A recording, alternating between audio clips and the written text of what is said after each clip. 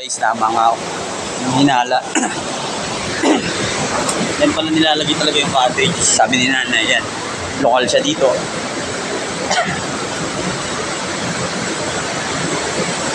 Eh, since ngayon, malakas ang agos, wala yung mga cottage dyan kasi ano rin. Tinatanggal pala eh.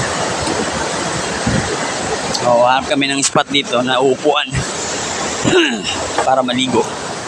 Same time. Yan, dito rin yung cottage.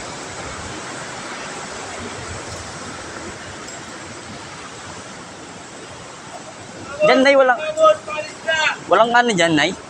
Walang cottage dyan na pwedeng tambayan. Paalis na! Magkano po kayo mga cottage dyan? Hey, ano po alam niyo? Wala alam niyo. Sa tingin niyo po, nasa magkano po kayo? Ngayon mga kapatid. May video ako yan. May video.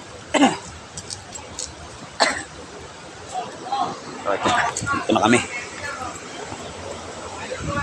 Yan yung kanina malakas ang agos. Yeah. Ano ito? Ha? Ay, hindi na po.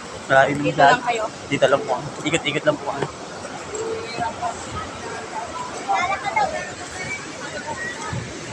Huli natin si Igor, ta? Huli ni Igor? Pwede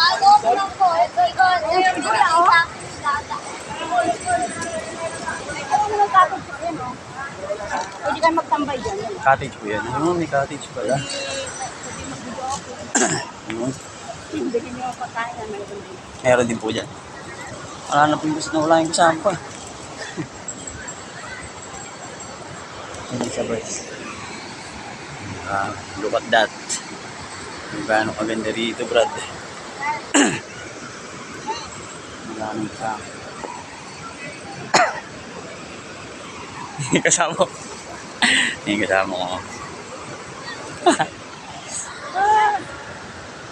Saya dito, guys.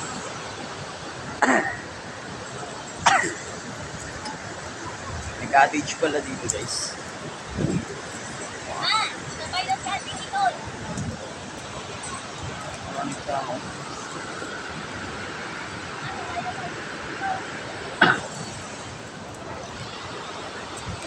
Ang bangka sila.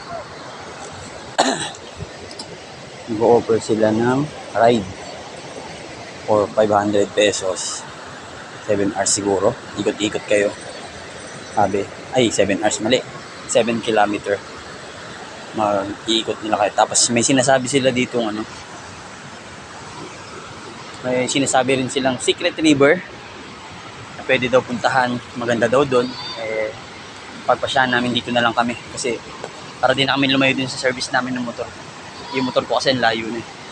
So dito na lang kami. Hinihintay ko lang yung kasama ko. Ayun kasama ko, guys. Naiiwan. Saan nang galing, bad? So yun, guys. So kami. Tayo banda nun. Hindi. So yun nga, guys.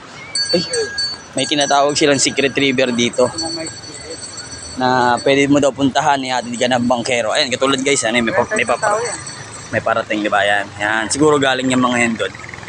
So kami, napag-decidean na namin dito na lang kami. Ha? Tayo nga dito eh. Tayo.